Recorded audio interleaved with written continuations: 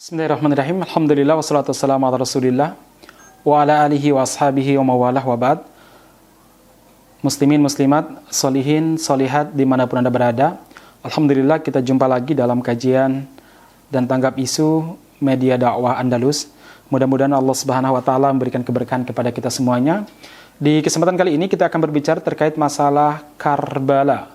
Karena ini momentum Muharram, kita akan berbicara masalah Syiah, berbicara masalah Husain, berbicara bagaimana sebenarnya Syiah itu sendiri. Sebelum kita masuk pada bagaimana sebenarnya kejadian yang ada di Karbala, saya akan menyampaikan dulu bahwa ada masalah dengan Syiah. Bahwa kelompok ini merupakan kelompok yang paling sesat yang ada di antara Islam, di antara kelompok-kelompok yang menisbatkan diri kepada Islam. Tidak ada kelompok yang sempurna kesesatannya melebihi kesempurnaan sesatnya Syiah. Kenapa kita bisa mengatakan demikian? Kita bisa mempertanggungjawabkan. Salah satunya adalah apa? Perseteruan antara Syiah dan Ahlussunnah wal Jamaah atau Syiah dengan Islam itu sudah dimulai semenjak zaman Utsman bin Affan radhiyallahu an, kemudian pada zaman Ali bin Abi Thalib radhiyallahu an, kemudian pada zaman Khalifah Bani Umayyah maupun di Abbasiyah, sampai pada tatanan dunia kontemporer. Di Suriah, di Irak, di Iran, Pakistan adalah bukti bagaimana kesempurnaan sesatnya Syiah dan perseteruan antara Syiah dengan Islam. Nah, jamaah sekalian, kalau orang-orang kelompok-kelompok sesat lainnya seperti Ahmadiyah dan sejenisnya seperti LDI, mereka masih mengakui Al-Quran, mereka masih mengakui hadis Bukhari, hadis Muslim, Tirmidzi, Abu Daud, dan lain sebagainya. Berbeda dengan Syiah.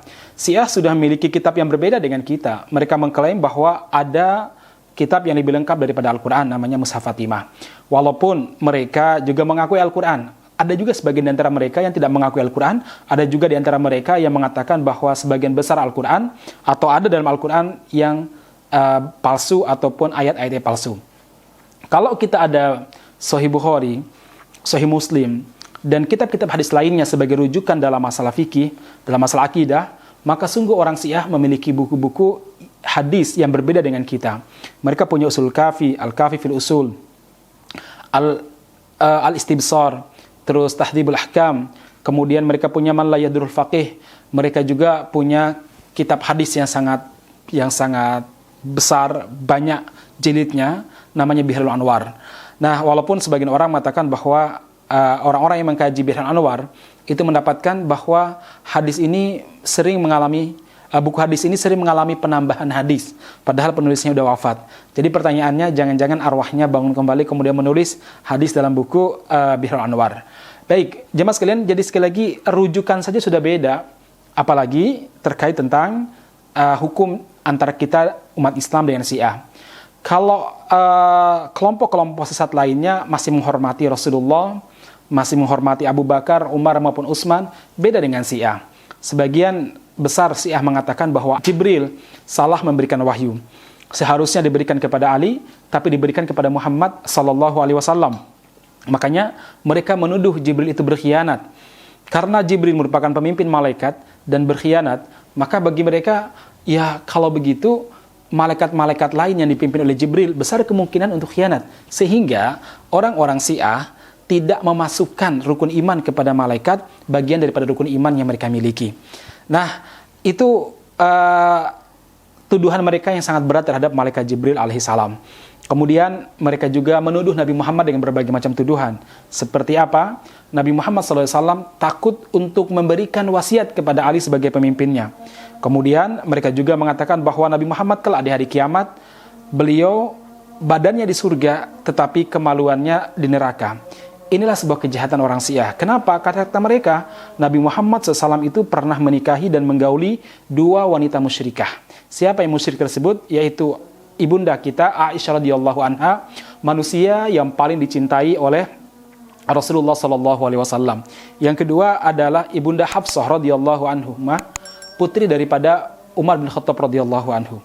Nah, jemaah sekalian, makanya kita bilang bahwa sesat-sesatnya kelompok lain, Syiah ini lebih lengkap sesatnya. Kalau Anda menyebutkan satu kesesatan pada kelompok lain, sungguh pada Syiah ada kesesatan yang sama. Bahkan kesesatan orang-orang Yahudi, orang-orang Majusi, demikian juga orang-orang Nasrani, di-copy paste oleh orang Syiah. Misalkan jemaah sekalian, kalau orang-orang Nasrani mereka punya Trinitas, keyakinan Tuhan Bapa, Tuhan Ibu, dan Tuhan Ruhul Kudus. Sementara dalam Syiah ada, contohnya Syiah Nusairiyah, yang sekarang berkuasa di Suriah. Mereka punya keyakinan Tuhan itu Ain, Mim, Sin, Trinitas ya. Ain Tuhan Ali, menciptakan Tuhan Mim, Tuhan Muhammad, dan Tuhan Muhammad menciptakan Tuhan Sin, Salman Al-Farisi. Jadi, kesesatan apa yang ada pada kelompok lain, sungguh pada Syiah itu ada. Kalau orang-orang Yahudi sangat benci dengan malaikat Jibril, tadi ya, Syiah juga sangat benci dengan malaikat Jibril. Jadi bertemu mereka di sini jamaah sekalian.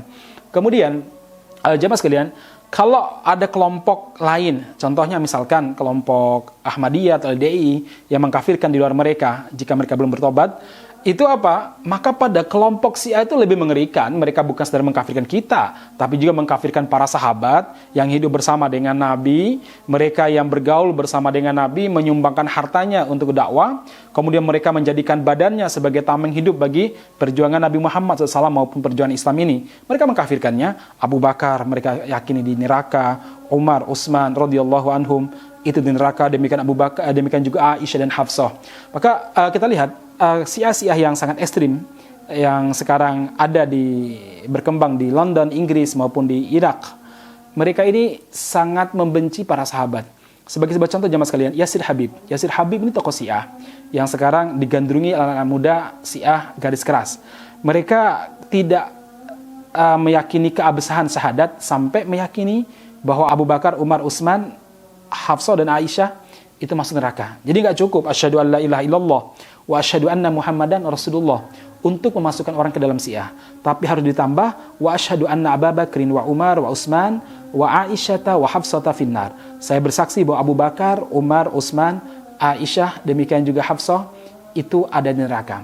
Jadi jamaah sekalian, ini kejahatan mereka terhadap para sahabat. Sesat-sesatnya kelompok yang saya sebutkan tadi, mereka masih mencintai, mereka masih menghormati Ahlul Bait, keluarga besar Nabi Muhammad Sallallahu Alaihi Wasallam. 5 orang yang disebutkan tadi itu semuanya keluarga Nabi, mertua Nabi, Abu Bakar mertua Nabi, Umar juga demikian. Kemudian Utsman, beliau adalah dikenal sebagai Dzu Nurain, orang yang memiliki 2 cahaya karena menikahi 2 cahaya Nabi, maksudnya 2 putri Nabi, Ruqayyah sama Ummu Kulsum. Kemudian Aisyah adalah orang yang paling dicintai sama Nabi, demikian juga Hafsah.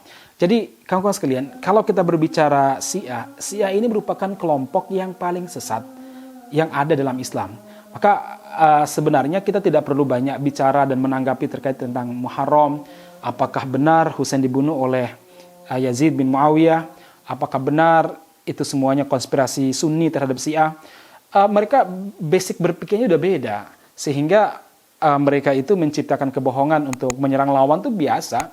Kenapa mereka punya akidah namanya taqiyah, di mana taqiyah ini dianggap 2/3 daripada iman, artinya 1/3-nya itu sholat, puasa, zakat dan sebagainya. 2/3-nya apa? Taqiyah, berbohong, nggak beriman.